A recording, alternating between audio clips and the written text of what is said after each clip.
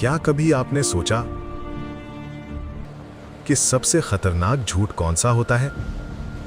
वो झूठ जो जानकर बोला जाता है। सूरह अल मुरसलात उन लोगों के लिए नाजिल हुई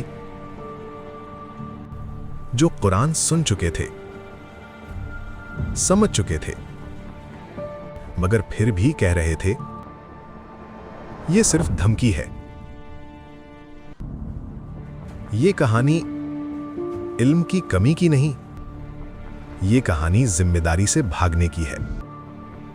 ये है सूरह अल मुरसलात।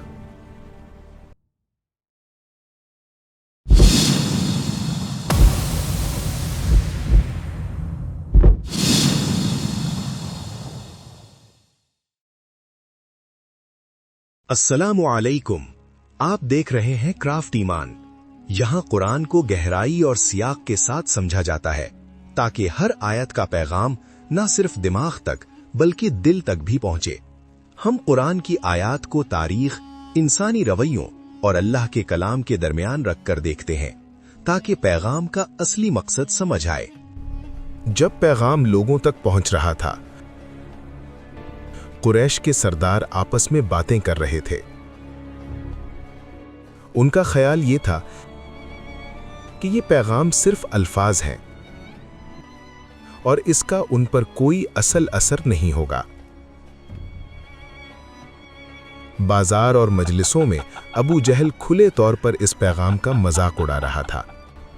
हवाओं की कसम, बस खौफ पैदा करने के लिए अल्फाज हैं, असल में कुछ नहीं होगा। अगर लोग डारे भी, उनकी औकात क्या है हमारे सामने। वलीद बिन मुगीरा इस कलाम का असर महसूस करता था, लेकिन अपनी सरदारी और निजाम को दांव पर लगाने के लिए तैयार नहीं था। ये कलाम दिल को छू जाता है, मगर हकीकत में हमारा निजाम या कुव्वत कमजोर नहीं होती।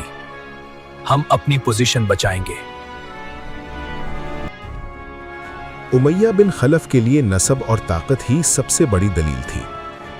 ये अल्फाज उनके जहन में बैठ रहे हैं, लेकिन हमारी नसब और ताकत कौन भुला सकता है? अगर लोग असर ले भी रहे हैं, फिर भी हमारी कुव्वत हमारे साथ है। ये बातें उस वक्त हो रही थीं जब सूरह अभी नाजिल नहीं हुई थी। ये इनकार का हिस्टोरिक डिस्कशन उनका रवैया वाजे करता है। वो पैगाम के सामने खड़े थे, मगर जानकर मानने से इनकार कर रहे थे। मक्का, अरब की तपती हुई जमीन पर बसा हुआ शहर, जाहिरी तौर पर अमन का मरकज, लेकिन अंदर से जुल्मत और गुमराही का घर। काबा, जो इब्राहीम और इस्माईल अलैहिस्सलाम की तौहीद का अजीम निशान था, अब बुतों से भर चुका था। हर कबीले का अपना खुदा, हर खुदा का अपना दावा, और हक कहीं गुम हो चुका था। इस दौर के लोग अल्लाह को खालिक तो मानते थे, मगर कहते थे हम इन बुतों के इबादत सिर्फ इसलिए करते हैं ताकि ये हमें अल्लाह के करीब कर दें। कयामत का जिक्र होता तो हंस देते, तंज के लहजे में कहते, जब हम मिट्टी बन जाएंगे, क्या फिर दोबारा जिंदा किए जाएंगे? आखिरी हिसाब, जन्नत और जहन्नुम, ये सब उनके लिए सिर्फ कहानियां थीं। उनका मसला इल्म की कमी नहीं था। उन्होंने हक को सुन लिया था, समझ भी लिया था, लेकिन कबूल करना नहीं चाहा। मक्का का मुआशरा ताकतवर के लिए सब कुछ था और कमजोर के लिए कुछ भी नहीं। यतीम का माल खाया जाता, गरीब को दबाया जाता, और बेटी इज्जत नहीं बोझ समझी जाती। कई कबीलों में जब कहा जाता लड़की पैदा हुई है, तो चेहरा सियाह हो जाता और फिर उसे जिंदा जमीन में दफन कर दिया जाता। कोई कानून नहीं, कोई जवाबदेही नहीं, सिर्फ कबीले की ताकत। कुरैश सिर्फ मक्का के रहने वाले नहीं थे, वो हुक्मरान थे। तिजारत उनके हाथ में, काबा उनके कब्जे में, और पूरे अरब पर उनका असर। जब मोहम्मद सल्लल्लाहु अलैहि वसल्लम ने कहा ला इलाहा इल्लल्लाह, तो यह सिर्फ एक जुमला नहीं था, यह उनके पूरे निजाम के लिए खतरा था। इस कलमे का मतलब था बुतों का खात्मा, झूठी बर्तरी का टूटना और इंसाफ का कयाम।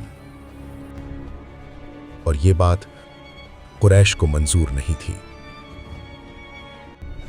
नबी सल्लल्लाहु अलैहि वसल्लम को नऊजुबिल्लाह झूठा कहा गया, मजनून कहा गया, शायर कहा गया, और जो ईमान लाए उन पर जुल्म टूट पड़ा। बिलाल रजी अल्लाह ताला अन्हु को तपती हुई रेत पर लिटाकर कहा गया, बोतों को मान लो। मगर तपती जमीन से एक ही आवाज उठी,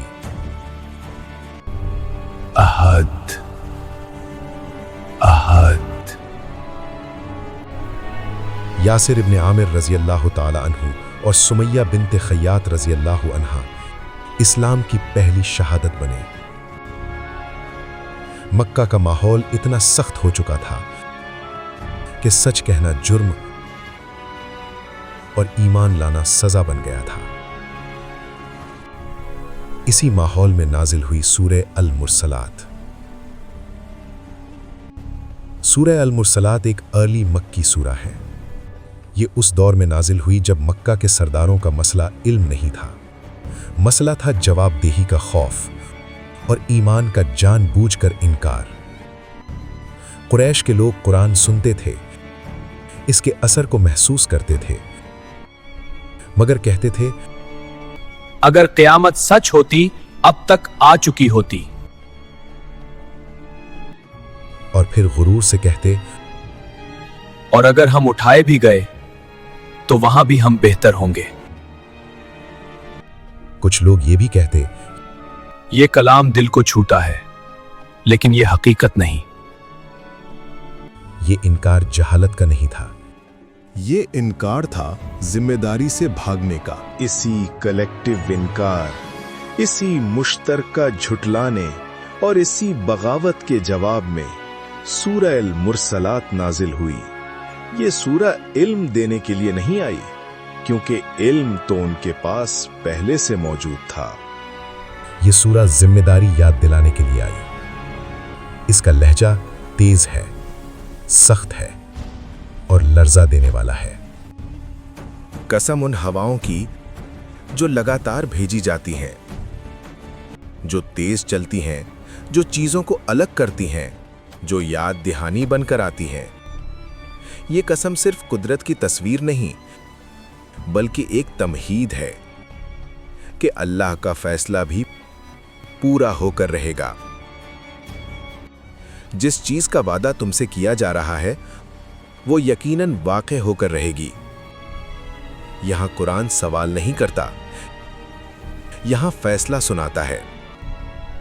जब सितारे मिटा दिए जाएंगे, जब आसमान चीरा जाएगा,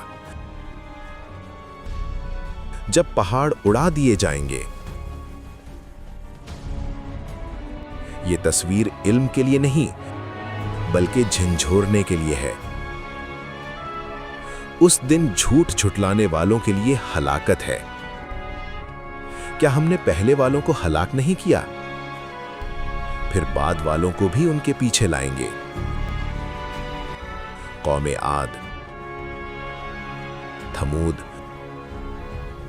और दूसरी कौमें, सब ने ताकत पर भरोसा किया और अंजाम एक ही रहा। क्या हमने तुम्हें बेकीमत पानी से पैदा नहीं किया? क्या हमने जमीन को जिंदा और मुर्दों का ठिकाना नहीं बनाया और उसमें बुलंद पहाड़ नहीं रखे और मीठा पानी नहीं दिया? ये सब रहमत थी, मगर इनकार ने इसे हक समझने से रोका। लेकिन जो अल्लाह से डरने वाले हैं वो सायों और चश्मों में होंगे। ये कॉन्ट्रास्ट सूरा का मरकज है। एक तरफ इनकार, दूसरी तरफ तस्लीम। उस दिन झूठ झुटलाने वालों के लिए हलाकत है, थोड़ा सा फायदा उठा लो तुम मुजरिम हो। जब उनसे कहा जाता है कि रुकू करो तो वो रुकू नहीं करते, फिर इस कुरान के बाद कौन सी बात पर ईमान लाएंगे? सूरा अल-मुरसिलात का मकसद ये बताना नहीं कि कुदरत कैसे काम करती है, बल्कि ये बताना है कि इंसान अपनी जिम्मेदारी से कैसे भाग रहा है। ये सूरा उन लोगों के लिए है जो सच को महसूस करते हैं मगर तस्लीम नहीं करते। आज हमने देखा सूरह अल-मुरसलात का पैगाम और कुरैश के सरदारों का रवैया। ये कहानी सिर्फ तारीख नहीं, ये हर इंसान के लिए याद दहानी है। अपनी जिंदगी में सोचिए, क्या हम सच को तस्लीम करते हैं या उसे इग्नोर करते हैं? अगर आपको ये डॉक्यूमेंट्री पसंद आई तो लाइक करें, शेयर करें और सब्सक्राइब करें ताकि हम ऐसे और इल्म और तफसीर बेस्ड डॉक्यूमेंट्रीज लाएं।